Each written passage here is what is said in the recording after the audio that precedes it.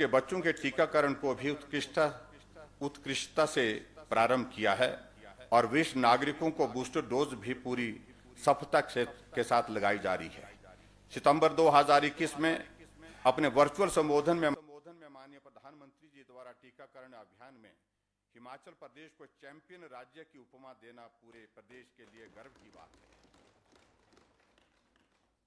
केंद्र सरकार द्वारा समय पर पर्याप्त मात्रा में वैक्सीन उपलब्ध करवाने के लिए मैं माननीय प्रधानमंत्री श्री नरेंद्र मोदी जी का हार्दिक धन्यवाद करता हूं। हमारी सरकार की नीतियों से प्रेरित होकर उद्यमियों ने अतिरिक्त निवेश किया और आज हिमाचल प्रदेश में निर्मित मास्क, पीपी किट और अन्य सामग्री दूसरे राज्यों को भेजी जा रही है। हमारे लिए यह गर्व की बात है कि रूस में निर्मित स्पुतनिक कोविड वैक्सीन का व्यावसायिक उत्पादन हिमाचल प्रदेश में किया जा रहा है। यह सफलता हमारी सरकार की निवेशक हितैषी तथा ईज ऑफ डूइंग बिजनेस को बढ़ावा देने वाली नीतियों का परिणाम है। हमारा काम करने का तरीका यह है, मेहनत इतनी खामोशी से करो, मेहनत इतनी खामोशी से करो कि तुम्हारी कामयाबी शोर मचा दे। अध्यक्ष महोदय, कठिन वित्तीय स्थिति के बावजूद केंद्र सरकार ने राज्य सरकार का हाथ पकड़ा एवं हमें भरपूर सहयोग दिया। 2021-22 में भारत सरकार ने 600 करोड़ रुपए की अतिरिक्त केंद्रीय सहायता पूंजीगत निवेश के लिए दी। इस सहायता का उपयोग महत्वपूर्ण निर्माणाधीन कार्यों को पूरा करने के लिए किया जा रहा है। चिन्हित कार्यों को अगले 6 माह में पूर्ण कर लिया जाएगा। 2022-23 के केंद्रीय बजट में इस आवंटन में अभूतपूर्व वृद्धि की गई है। पूंजीगत कार्य में अतिरिक्त निवेश के कारण प्रदेश की अर्थव्यवस्था को गति तो मिली ही है, साथ ही रोजगार के नए अवसर सृजित हुए हैं। राज्य सरकार श्री नरेंद्र मोदी जी के प्रति इस सहायता के लिए अपना आभार व्यक्त करती है। अध्यक्ष महोदय, अंतर्राष्ट्रीय स्तर पर अनिश्चितता के चलते आपूर्ति श्रृंखला में व्यवधान रहे हैं तथा मुद्रास्फीति में बढ़ोतरी हुई है। इन सब चुनौतियों के बावजूद भारत सरकार एवं प्रदेश सरकार ने प्रधानमंत्री गरीब कल्याण योजना, आत्मनिर्भर भारत, मुख्यमंत्री शहरी आजीविका गारंटी योजना के अंतर्गत तथा building and construction workers welfare board के माध्यम से कमजोर वर्गों एवं व्यवसायों के लिए खुले दिल से सहायता प्रदान की, जिसका कारण महामारी के दुष्प्रभावों को बहुत हद तक कम किया जा सका। भारत सरकार के प्रयत्नों के चलते 2021-22 के दौरान सकल घरेलू उत्पाद जीडीपी 9.2% रहने का अनुमान है, जबकि 2020-21 के दौरान 7.3% गिरावट नेगेटिव ग्रोथ दर्ज की गई थी। 2021-22 में कृषि और संबद्ध क्षेत्र 3.9%, उद्योग क्षेत्र में 11.8% तथा सेवा क्षेत्र में सकल मूल्य वर्धन में 8.2% की वृद्धि होने का अनुमान है। देश की अर्थव्यवस्था की यह त्वरित एवं प्रभावी वी शेप रिकवरी का श्रेय हमारे ऊर्जावान प्रधानमंत्री परम श्रद्धेय श्री नरेंद्र मोदी जी के अभिनव और ऐतिहासिक नेतृत्व को जाता है। अध्यक्ष महोदय, प्रदेश में अर्थव्यवस्था में 2021-22 के दौरान 8.3% की वृद्धि होने का अनुमान है। प्रतिकूल परिस्थितियों में पिछले वर्ष आई गिरावट के बावजूद इतनी वृद्धि हमारी सरकार की एक बड़ी उपलब्धि है।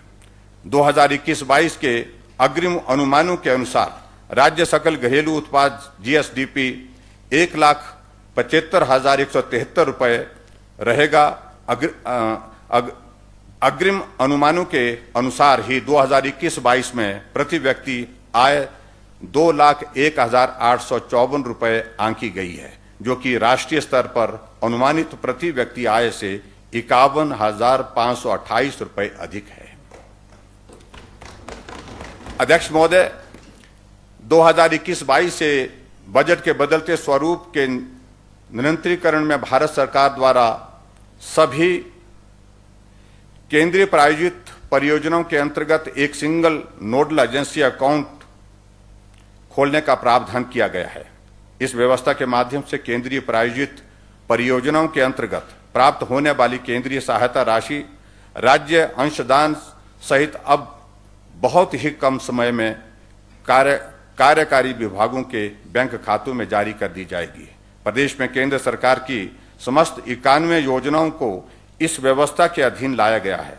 30 राज्य एवं डीबीटी योजनाओं को भी इस व्यवस्था के अंतर्गत 2022-23 में लाया जाएगा। 2022-23 के लिए 12,921 करोड़ रुपए के विकासात्मक परिव्यय प्रस्तावित हैं। इसमें से राज्य विकासात्मक बजट परिव्यय 9,534 करोड़ रुपए के प्रस्तावित हैं। अनुसूचित जाति विकास कार्यक्रम के लिए 2,400 करोड़ रुपए तथा जनजाति विकास कार्यक्रम के लिए 865 करोड़ रुपए के परिव्यय प्रस्तावित हैं। पिछड़ा क्षेत्र विकास कार्यक्रम के लिए 100 करोड़ 52 लाख रुपए परिव्यय प्रस्तावित हैं।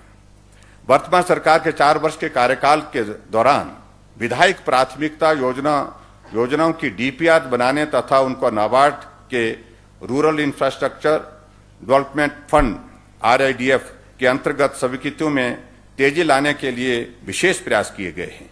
अध्यक्ष महोदय, मैं आपके माध्यम से इस सदन को सूचित करना चाहूंगा कि कांग्रेस की पिछली सरकार के 5 वर्ष के कार्यकाल में 3,200 करोड़ रुपए की लागत से 779 योजनाएं नाबार्ड से स्वीकृत करवाई गई थी, जबकि हमारी वर्तमान सरकार द्वारा प्रथम 4 वर्ष के कार्यकाल में ही 3,452 करोड़ रुपए की लागत से 826 योजनाएं नाबार्ड से स्वीकृत करवा ली गई। हाल ही में माननीय विधायकों के साथ 2 दिवसीय बैठकों का आयोजन किया गया है। इन बैठकों में माननीय विधायकों से प्राप्त सुझावों के आधार पर मैं निम्नलिखित घोषणा करता हूं। नाबार्ड से पोषित की जाने वाली विधायक प्राथमिकता योजनाओं के लिए प्रति विधानसभा चुनाव क्षेत्र की वर्तमान सीमा को बढ़ाकर 150 करोड़ रुपए कर दिया जाएगा, जो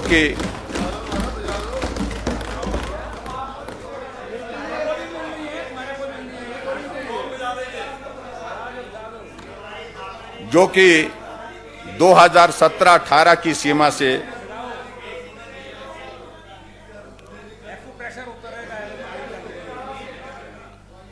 और ये मैं कहना चाहता हूं अध्यक्ष महोदय, क्योंकि सभी माननीय विधायकों की ओर से इस बात के लिए बार बार आग्रह आ रहा था कि हमारी लिमिट एग्जॉस्ट हो गई कुछ क्षेत्रों में और ऐसे में इस लिमिट को बढ़ाना चाहिए, और हमने इसको बढ़ा करके 150 करोड़ रुपए किया है, और जो कि 2017-18 की सीमा से लगभग दुगनी है। अध्यक्ष महोदय, नाबार्ड से पोषित की जाने वाली विधायक प्राथमिकता योजनाओं में 2022-23 से माननीय विधायक रोपवे परियोजना सम्मिलित कर सकेंगे। विधायक क्षेत्र विकास निधि से माननीय विधायक शहीदों के सम्मान में द्वार इत्यादि बनाने की अनुशंसा कर सकेंगे। विधायक क्षेत्र विकास निधि के अंतर्गत प्रति विधानसभा क्षेत्र राशि को 1 करोड़ 80 लाख रुपए से बढ़ाकर 2 करोड़ रुपए कर दिया जाएगा।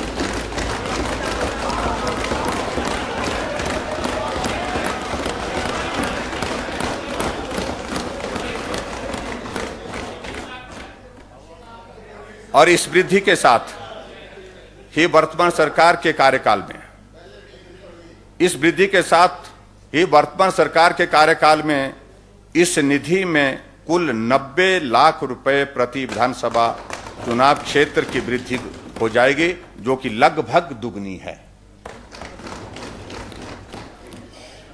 विधायक ऐच्छिक निधि को बढ़ाकर 10 लाख से 12 लाख रुपए प्रति विधानसभा क्षेत्र कर दिया जाएगा। मैं माननीय सदस्यों को यह स्मरण करवाना चाहूंगा कि जब मेरी सरकार आई थी तो यह राशि 5 लाख रुपए थी, और ये हमने दुगने से भी ज्यादा इसको बढ़ा करके जो है वो सभी माननीय विधायकों की जो अनुशंसा थी, जो मांग थी, उसको पूरा करने की कोशिश की है।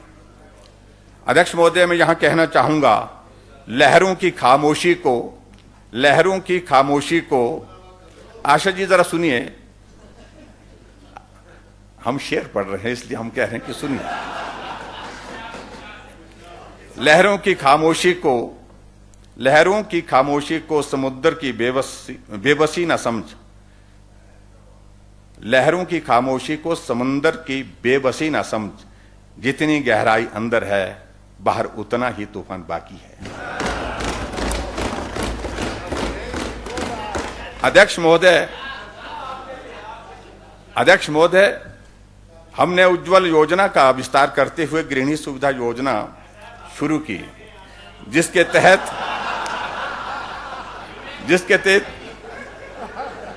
हमने हिमाचल को धुआं रहित प्रदेश घोषित कर दिया है। अध्यक्ष महोदय, मैं घोषणा करता हूं कि इन दोनों योजनाओं को 2022-23 में भी जारी रखा जाएगा तथा इनका विस्तार किया जाएगा। मैं यह भी सहर्ष घोषणा करता हूं कि दोनों योजनाओं के लाभार्थियों को कनेक्शन के समय उपलब्ध करवाए गए मुफ्त सिलेंडर सहित 3 निःशुल्क सिलेंडर उपलब्ध करवाए जाएंगे।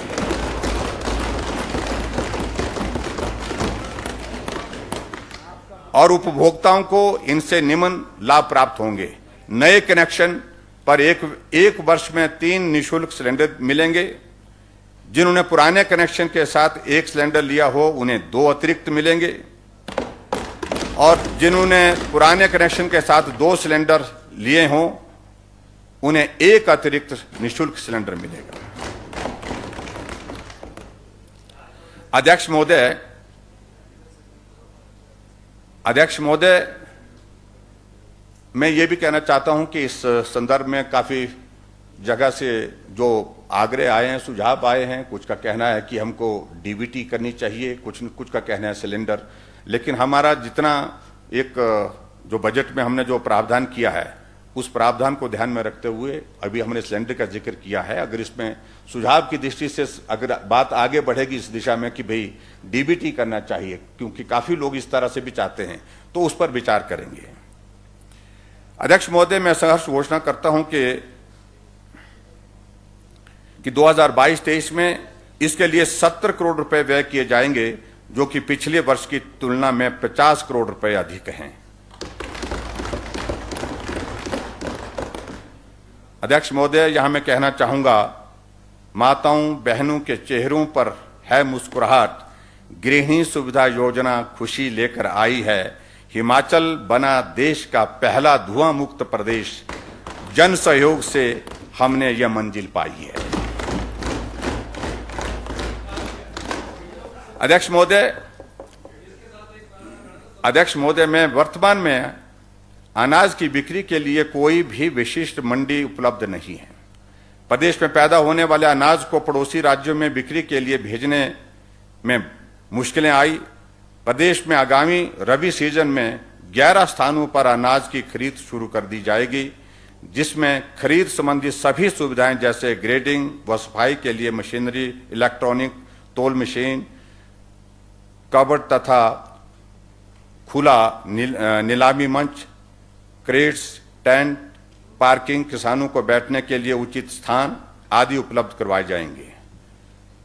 15 करोड़ रुपए की लागत से 4 नई अनाज मंडियां रामपुर, ऊना, मजारी बिलासपुर, रियाली एवं मिलवा कांगड़ा में स्थापित की जाएंगी। अध्यक्ष महोदय, कोरोना संक्रमित अर्थव्यवस्था को कृषि क्षेत्र ने बहुत संबल प्रदान किया है। वर्तमान वर्ष में कृषि क्षेत्र में वृद्धि 8.7% होने का अनुमान है, जो कि बहुत उत्साहवर्धक है। पिछले बजट को प्रस्तुत करते समय मैंने कृषि एवं सहयोगी क्षेत्रों के लिए एक्सपर्ट ग्रुप के गठन की घोषणा की थी। प्रदेश सरकार ने प्रोफेसर रमेश चंद, जो कि नीति आयोग के सदस्य हैं, की अध्यक्षता में इस एक्सपर्ट ग्रुप का गठन किया। एक्सपर्ट ग्रुप द्वारा अपनी रिपोर्ट सरकार को सौंपी गई है। इसके अध्ययन में इसके अध्ययन के बाद संबंधित विभाग रिपोर्ट में दिए गए सुझावों पर शीघ्र विस्तृत कार्य योजना तैयार करेंगे। अध्यक्ष महोदय, 2018-19 का बजट अनुमान प्रस्तुत करते समय मैंने प्राकृतिक खेती खुशहाल किसान योजना प्रारंभ करने की घोषणा की थी। इस योजना के परिणाम बहुत उत्साहवर्धक हैं। माननीय प्रधानमंत्री जी ने 16 दिसंबर 2022 को गुजरात में प्राकृतिक कृषि पर राष्ट्रीय सम्मेलन को संबोधित करते हुए हिमाचल का उदाहरण देते हुए प्राकृतिक कृषि अपनाने का आह्वान किया है। 2022-23 के केंद्रीय बजट में प्राकृतिक कृषि को बढ़ावा देने के लिए लगभग 1500 करोड़ रुपए का प्रावधान किया गया है। हिमाचल प्रदेश पहला ऐसा राज्य है जिसमें सरकारी क्षेत्र के माध्यम से प्राकृतिक खेती को प्रोत्साहित किया जा रहा है। हिमाचल प्रदेश केमिकल मुक्त प्रदेश बनने की दिशा में आगे बढ़ रहा है और अगले वर्ष के लिए निम्नलिखित लक्ष्य निर्धारित किए गए हैं। 2022-23 के अंत तक कुल 50,000 एकड़ भूमि को प्राकृतिक कृषि के अधीन लाया जाएगा। प्रदेश की सभी 3,615 पंचायतों में प्राकृतिक कृषि का एक मॉडल विकसित किया जाएगा, जिससे आसपास के किसानों को प्रशिक्षित करने व प्रोत्साहित करने में सहायता मिलेगी। प्रदेश में कम से कम 100 गांवों को राष्ट्रीय मानकों के अनुसार प्राकृतिक कृषि गांव के रूप में परिवर्तित किया जाएगा। प्राकृतिक कृषि कर रहे सभी किसानों को पंजीकृत किया जाएगा तथा उनमें से श्रेष्ठ 50,000 किसानों को प्राकृतिक कृषक के रूप में प्रमाणित किया जाएगा। प्राकृतिक कृषि की पूर्ण सूचना एवं आंकड़ों के साथ एक डायनेमिक ऑनलाइन वेब पोर्टल विकसित किया जाएगा।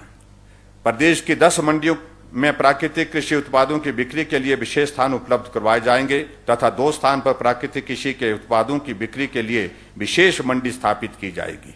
प्राकृतिक कृषि के उत्पादों की बिक्री के लिए देश की राजधानी दिल्ली और प्रदेश में चुने गए स्थानों पर बिक्री केंद्र स्थापित किए जाएंगे।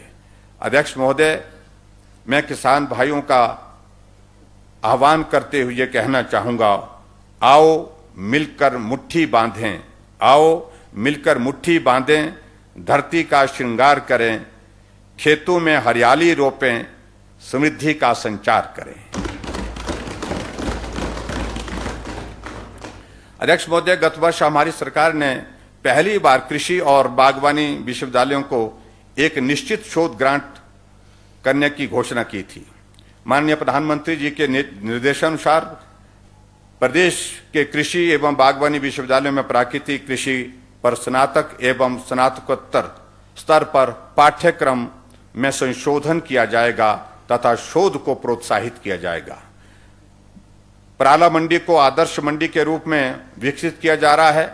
फलों और सब्जियों के भंडारण की सुविधाओं में और अधिक बेहतरी के लिए इस मंडी में 60 करोड़ 93 लाख रुपए की लागत से 5,000 मीट्रिक टन क्षमता का एक नया कोल्ड स्टोर स्थापित किया जाएगा। इसके साथ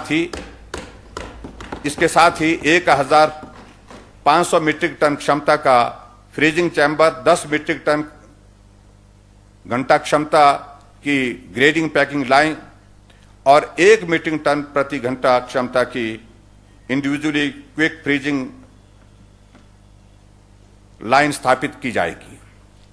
अध्यक्ष महोदय, किसानों को अपने उत्पाद बेचने के लिए बेहतर सुविधाएं मिले, इसके लिए अगले वित्तीय वर्ष में जायका चरण 2 परियोजना के तहत प्रदेश में 13 मार्केट यार्डों को और सुदृढ़ किया जाएगा, जिस पर 31 करोड़ रुपए खर्च किए जाएंगे। पिछले वर्ष बजट अनुमान प्रस्तुत करते हुए मैंने प्रदेश में एक फूल मंडी की स्थापना करने की घोषणा की थी, जिसे परवाणु में स्थापित कर दिया गया है। आगामी वित्तीय वर्ष में एक और फूल मंडी स्थापित करने की घोषणा करता हूं, जिस पर 3 करोड़ रुपए खर्च किए जाएंगे। अध्यक्ष महोदय, हमारी सरकार ने हींग और केसर की खेती प्रायोगिक तौर पर शुरू की है, जिसके प्रारंभिक परिणाम उत्साहवर्धक हैं। अब प्रदेश में दालचीनी एवं मॉन्क फ्रूट की खेती को institute of Himalayan bio resource technology Palampur के सहयोग से पायलट आधार पर आरंभ किया जाएगा। इसके अतिरिक्त प्रदेश में ड्रैगन फ्रूट की खेती की संभावनाओं को भी तलाशा जाएगा। अध्यक्ष महोदय, प्रदेश में मक्की और गेहूं की उत्पादकता को बढ़ाने के लिए तथा प्रदेश की अपनी पहाड़ी किस्मों की संवर्धन के लिए मैं बीज उत्पादन के वर्तमान आवंटन को 5 करोड़ रुपए से बढ़ाकर के 10 करोड़ रुपए करने की घोषणा करता हूं। इसके अतिरिक्त अन्य फसलों के उत्तम बीज उपलब्ध करवाने के लिए मैं 3 करोड़ रुपए के बजट के प्रावधान करने की भी घोषणा करता हूं। अध्यक्ष महोदय, मैं प्रदेश में पहाड़ी मक्की की किस्मों को उपभोक्ताओं तक वैल्यू एडिशन एवं उचित ब्रांडिंग करके पहुंचाने की व्यवस्था करने के लिए 2 करोड़ रुपए का प्रावधान करने की भी घोषणा करता हूं। अध्यक्ष महोदय, कृषि क्षेत्र में किसानों को बाजार से सीधा जोड़ने के लिए किसान उत्पादक संगठनों एफपीओज का गठन किया जा रहा है। ये एफपीओज छोटे और सीमांत किसानों को अपनी उपज बेहतर दाम पर बेचने के लिए एक सशक्त माध्यम है। अगले वर्ष 20 और एफपीओ गठित किए जाएंगे, जिनमें से 10 एफपीओ केवल प्राकृतिक कृषि पर आधारित होंगे। इसके अतिरिक्त सहकारिता विभाग भी प्रत्येक विकास खंड में एक एफपीओ स्थापित करेगा। सहकारिता विभाग इन एफपीओ को वित्तीय तथा तकनीकी सहायता भी प्रदान करेगा। अध्यक्ष महोदय, कृषि क्षेत्र के लिए 2022-23 में 583 करोड़ रुपए का प्रावधान किया गया है। अध्यक्ष महोदय, हिमाचल प्रदेश देश भर में फ्रूट बॉल के रूप में जाना जाता है। हमारी सरकार बागवानी क्षेत्र को बढ़ावा देने के लिए सदैव प्रयत्नशील रही है। इस क्षेत्र में उत्पादन एवं उत्पादकता बढ़ाने के लिए एक बागवानी नीति तैयार की जाएगी एवं निम्न बिंदुओं पर पहल की जाएगी। फूलों की खेती का विस्तार करने के लिए आर्किड और सजावटी पौधों को प्रोत्साहन दिया जाएगा। पुष्प क्रांति योजना के अंतर्गत 11 करोड़ रुपए व्यय करने का किए जाने का प्रस्तावित है। बी फ्लोरा के लिए विशेष वृक्षारोपण अभियान चलाया जाएगा और भारतीय मधुमक्खियों की किस्मों को प्रोत्साहन दिया जाएगा। इसके लिए 4 करोड़ 50 लाख रुपए व्यय किए जाएंगे। शिटाके और ढिंगरी आदि मशरूम की किस्मों के उत्पादन को बढ़ावा देने के लिए तथा मशरूम प्रोसेसिंग एंड कैनिंग के लिए 3 करोड़ रुपए व्यय किए जाएंगे। जामुन और मेवों की खेती के लिए क्लस्टर बनाए जाएंगे। हाई डेंसिटी किस्मों का पौधारोपण और इम्यूनिटी बूस्टर वाली फसलों की शुरुआत की जाएगी। अध्यक्ष महोदय, हिमाचल प्रदेश की जनता स्वर्गीय श्री सत्यानंद स्टोक्स की ऋणी है, जिनके प्रयास एवं मार्गदर्शन से 1916 में प्रदेश में सेब का उत्पादन आरंभ हुआ तथा प्रदेश की बागवानी को एक नई दिशा एवं गति प्राप्त हुई। बागवानी क्षेत्र का प्रदेश की अर्थव्यवस्था में महत्वपूर्ण स्थान है। श्री सत्यानंद स्टोक्स का देहावसान हुए 75 वर्ष हो गए हैं। उनके व्यक्तित्व एवं योगदान के महत्व को ध्यान में रखते हुए मैं घोषणा करता हूं कि उनकी कर्मभूमि शिमला जिला के कोटगढ़, थानाधार व आसपास के क्षेत्र को सत्यानंद स्टोक्स ट्रेल बनाया जाएगा और इसका बहुआयामी स्वरूप बागवानी, पर्यटन एवं भाषा एवं संस्कृति विभागों के समन्वय से विकसित किया जाएगा।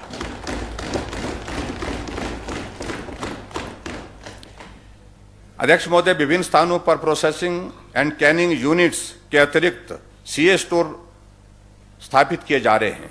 58 करोड़ रुपए की लागत से चिचोट, रिकोंगपियो, ग्याबोंग और चंबा में सीए स्टोर का निर्माण 2022-23 में आरंभ कर दिया जाएगा। इसके साथ ही रोहड़ू, गुम्मा, जड़ोल, टिक्कर, टुट्टुपानी तथा भुंतर में बन रहे सीए स्टोर तथा ग्रेडिंग एंड पैकेजिंग हाउसेज का इसी वर्ष लोकार्पण कर दिया जाएगा। इन परियोजनाओं को पूरा करने के लिए 75 करोड़ रुपए व्यय किया जाएगा। अध्यक्ष महोदय, 2022-23 के दौरान 91 करोड़ रुपए की लागत से पराला में बन रहे फ्रूट प्रोसेसिंग यूनिट में उत्पादन आरंभ कर दिया जाएगा तथा परवाणु तथा जड़ोल में स्थित फ्रूट प्रोसेसिंग यूनिट का 17 करोड़ की लागत से उन्नयन किया जाएगा। इसके साथ ही पांवटा साहिब, कांगनी तथा शाट में बन रहे मार्केटिंग यार्ड को सितंबर 2022 तक किसानों एवं बागवानों को समर्पित किया जाएगा। परवाणु में बन रहे मार्केटिंग यार्ड को भी मार्च 2023 से पहले पूरा कर लिया जाएगा। इन पर 35 करोड़ रुपए खर्च किया जाएगा। अध्यक्ष महोदय, बागवानी क्षेत्र में चलाई जा रही विभिन्न लघु सिंचाई योजनाओं का निर्माण कार्य विभिन्न चरणों में है। 2022-23 में लगभग 9,000 हेक्टेयर अतिरिक्त खेती युक्त भूमि में सिंचाई सुविधाएं उपलब्ध करवा दी जाएंगी। इस पर 198 करोड़ रुपए खर्च किए जाएंगे। बागवानी विकास परियोजना के सकारात्मक परिणाम देखे जा रहे हैं। इस परियोजना के अंतर्गत शिलारू एवं पालमपुर में 2 सेंटर ऑफ एक्सीलेंस स्थापित किए जाएंगे, जिसके लिए 18 करोड़ रुपए के प्रावधान को मैं प्रस्तावित करता हूं। बागवानी क्षेत्र के लिए 2022-23 में 540 करोड़ रुपए का प्रावधान किया गया है। अध्यक्ष महोदय, हाँ जी, कम नहीं किया। अध्यक्ष महोदय, मैं यहां कहना चाहूंगा, कौन कहता है कामयाबी किस्मत ही तय करती है। कौन कहता है कामयाबी किस्मत ही तय करती है, इरादों में दम हो तो मंजिलें भी झुका करती हैं।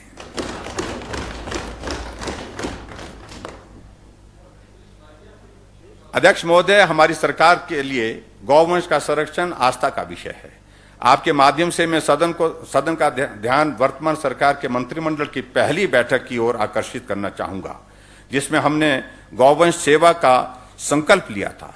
हमने न केवल विभागीय स्तर पर बड़ी गौ सेंचुरीज और गौशालाओं की स्थापना की है, अपितु निजी भागीदारी से भी उत्कृष्ट गौ सदनों को प्रोत्साहन दिया है। प्रदेश में बड़ी संख्या में बेसहारा गायें सड़कों पर दिखाई देती थी। हमारे प्रयासों के चलते गौशालाओं और गौ सेंचुरीज में गौवंश की संख्या 6,000 से बढ़कर के 20,000 हो गई है। हमें विश्वास है कि सरकार के प्रयासों तथा गैर सरकारी एवं समाजसेवी संस्थाओं के सहयोग से हम पूरे प्रदेश में बेसहारा गौवंश की सेवा सुनिश्चित कर देंगे। मैं सभी समाजसेवियों का इस पुनीत कार्य में सहयोग के लिए आभार व्यक्त करता हूं। मैं प्रदेशवासियों का भी आह्वान करता हूं कि वे गौवंश के प्रति अपने कर्तव्य को निभाएं। इस संदर्भ में यहां कहना चाहूंगा, सरकार वर्तमान कानूनों में कड़े प्रावधान करेगी, ताकि आवश्यकता हुई तो नया कानून भी बनाया जाएगा। अध्यक्ष महोदय, ये विशेष तौर से जो गौवंश को सड़कों पर छोड़ देते हैं जब वो दूध देना बंद करती हैं, तो ये अमानवीय कार्य है। अब इस वर्ष हमने सर्दी के मौसम में देखा कि बहुत सारी गाय ऐसी छोड़ दी गई थी जो पहाड़ों पर चले गई थी, और बर्फ गिरने के पश्चात उनमें से बहुत सारी बड़ी संख्या में उनकी मृत्यु हुई है, दुखद मृत्यु हुई है, जिसको मैं कह सकता हूं। तो इस दृष्टि से कानून को और सख्त करने की आवश्यकता है। मानवीय दृष्टिकोण आज की तारीख में इस संदर्भ में मैं समझता हूं कि बहुत आवश्यक है। तो इसलिए इसमें अगर कानून को और कड़ा करने की जरूरत पड़ेगी, और ऐसे लोग जो गाय को छोड़ देते हैं अपना मकसद निकलने के बाद, जब वो दूध देना बंद कर देती है, तो उनके खिलाफ कार्रवाई करने का जो है, कानूनी कार्रवाई करने का प्रावधान मजबूत करने की जरूरत महसूस हो रही है। अध्यक्ष महोदय, मैं वर्ष 2022-23 में 5 बड़ी गौ सेंचुरी एवं गौ सदन की स्थापना तथा हिमाचली पहाड़ी गाय के संरक्षण हेतु एक उत्कृष्ट फार्म स्थापित करने की भी घोषणा करता हूं। अध्यक्ष महोदय, मैं अपनी सरकार की प्रतिबद्धता दोहराते हुए निजी गौ सदनों में आश्रित गौवंश के लिए दिए जाने वाले अनुदान को 500 रुपए प्रति गौवंश प्रति माह से बढ़ा करके 700 रुपए करने की सहर्ष घोषणा करता हूं। मैं घोषणा करता हूं कि इस व्यवस्था को अब गोपाल के नाम से जाना जाएगा। सरकारी क्षेत्र के गौसदनों के अनुदान में आवश्यकता अनुसार समुचित वृद्धि की जाएगी। अध्यक्ष महोदय, यहां मैं कहना चाहूंगा, जब गाय नहीं होगी तो गोपाल कहां होंगे, जब गाय नहीं होगी तो गोपाल कहां होंगे, इस दुनिया में हम सब खुशहाल कहां होंगे। तो गाय के प्रति जो हमारा एक श्रद्धा का भाव जो है, जिसको हम मांग कहते हैं, वो भाव जो है वो आज की तारीख में कम हो रहा है। इस दृष्टि से ये बहुत आवश्यक है कि हम गौ की सेवा करें। अध्यक्ष महोदय, 2022-23 में डेयरी गतिविधियों के विस्तार के लिए दत्तनगर तथा चक्कर मंडी में प्रतिदिन 50,000 लीटर क्षमता के 2 मिल्क प्रोसेसिंग प्लांट शुरू किए जाएंगे। अध्यक्ष महोदय, विगत 4 वर्षों में दुग्ध उत्पादन से जुड़े परिवारों के हितों की रक्षा के उद्देश्य से मैंने दूध खरीद मूल्य में 7 रुपये प्रति लीटर बढ़ोतरी की है। 2022-23 के लिए भी मैं इसमें 2 रुपये प्रति लीटर बढ़ाने की सहर्ष घोषणा करता हूं। अध्यक्ष महोदय, पशुपालकों को बेहतर सुविधा प्रदान करने के उद्देश्य से पहली बार 44 मोबाइल वेटनरी एम्बुलेंसेज चलाई जाएंगी, जिन पर 7 करोड़ रुपए व्यय किए जाएंगे। पशुपालकों को सहायता उपलब्ध करवाने के लिए कॉल सेंटर की भी स्थापना की जाएगी। पशुपालकों की आय बढ़ाने के लिए rural backyard ship development scheme के अंतर्गत 2000 भेड़ इकाइयां स्थापित की जाएंगी, जिस पर 12 करोड़ रुपए व्यय किए जाएंगे। अध्यक्ष महोदय, 10 करोड़ की लागत से राष्ट्रीय कृत्रिम गर्भाधान कार्यक्रम चरण 3 के अंतर्गत 5 लाख गाय व भैंसों को निःशुल्क कृत्रिम गर्भाधान की सुविधा प्रदान की जाएगी। इसके अतिरिक्त 7 करोड़ रुपए की लागत से सेक्स सॉर्टेड सीमेन पर आधारित कृत्रिम गर्भाधान की व्यवस्था की जाएगी। अध्यक्ष महोदय, मुख्यमंत्री आरोग्य पशुधन योजना के तहत कार्य कर रहे कई ग्राम panchayat veterinary assistant, veterinary pharmacist के पदों पर नियुक्ति के पात्र हो गए हैं। पात्र पशुपालन सहायकों को फार्मासिस्ट के पद पर नियुक्त किया जाएगा। इसके लिए आवश्यकता अनुसार स्कीम अथवा संबंधित नियमों में बदलाव किया जाएगा। अध्यक्ष महोदय, पशुपालन क्षेत्र के लिए 2022-23 में 469 करोड़ रुपए का प्रावधान किया गया है। अध्यक्ष महोदय, मत्स्य पालन क्षेत्र की क्षमता एवं संभावना को देखते हुए 2022-23 में 120 नई ट्राउट इकाइयों का निर्माण किया जाएगा। इसके अतिरिक्त राज्य में बायोफॉलिक मत्स्य पालन इकाई, ट्राउट हैचरी, मछली फीड मिल और बर्फ संयंत्र स्थापित किए जाएंगे। इसके साथ ही निजी क्षेत्र में 20 हेक्टेयर में नए मत्स्य पालन तालाबों का निर्माण किया जाएगा। अध्यक्ष महोदय, 2022 के दौरान मछुआरों को आइस बॉक्स सहित 20 थ्री व्हीलर और 80 मोटरसाइकिल, 200 नावें और जाल अनुदान पर प्रदान किए जाएंगे। पुरुषों के लिए यह अनुदान राशि कुल लागत का 40% तथा महिलाओं, अनुसूचित जाति एवं अनुसूचित जनजातियों के लिए 60% होगी। मत्स्य पालन क्षेत्र में 2022-23 में ग्रामीण क्षेत्र के 500 युवाओं को रोजगार के अवसर उपलब्ध करवाए जाएंगे। अध्यक्ष महोदय, सामाजिक सुरक्षा पेंशन आर्थिक रूप से कमजोर लोगों के जीवन यापन को सरल बनाने में महत्वपूर्ण भूमिका निभा रही है। हमारी सरकार के लिए यह सर्वोच्च प्राथमिकता है। यही कारण है कि हमारी प्रथम मंत्रिमंडल की बैठक में ऐतिहासिक निर्णय लिया गया, जिसमें बिना किसी आय सीमा के दी जाने वाली बुढ़ापा पेंशन की आयु सीमा को 80 वर्ष से घटाकर 70 वर्ष कर दिया गया था, जिसका सीधा लाभ 3 लाख से अधिक लोगों को मिल रहा है। पात्र व्यक्तियों को वर्तमान में 1,500 रुपए प्रति माह पेंशन प्रदान की जा रही है। उपरोक्त के अतिरिक्त गत 4 वर्षों के दौरान हमने सामाजिक सुरक्षा पेंशन की दरों में चरणबद्ध तरीके से बढ़ोतरी करते हुए निम्नलिखित लाभ दिए हैं। विधवाओं, एकल नारी तथा 70 वर्ष से नीचे वृद्ध जनों को मिलने वाली 700 रुपये प्रति माह की पेंशन को बढ़ा करके 1000 प्रति माह, 70 वर्ष से ऊपर वृद्ध जनों तथा 70% अपंगता वाले दिव्यांग जनों को मिलने वाली पेंशन को 1001 रुपये प्रति माह से बढ़ा करके 1500 रुपये प्रति माह, 65 वर्ष से 69 वर्ष की आयु वाली महिलाओं को बिना आय सीमा के 1000 रुपये प्रति माह,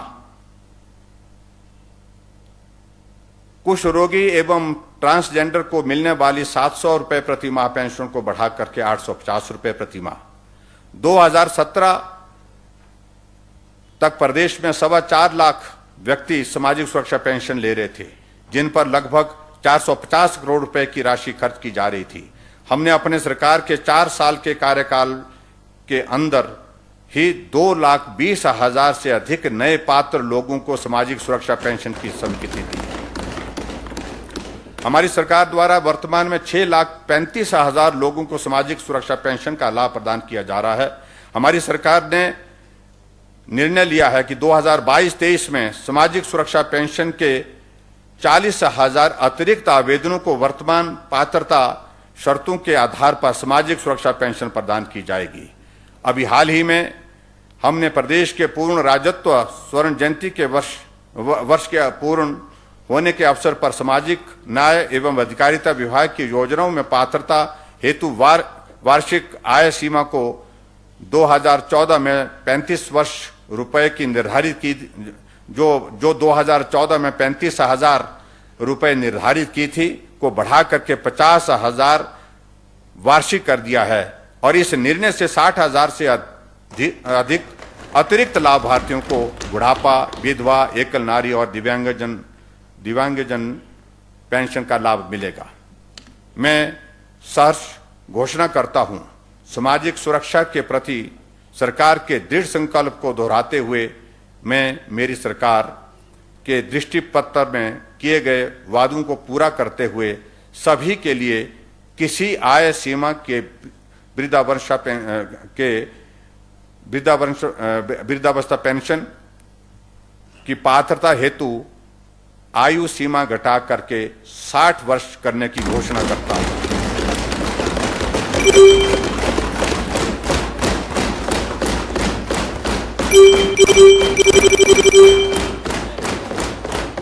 अध्यक्ष महोदय,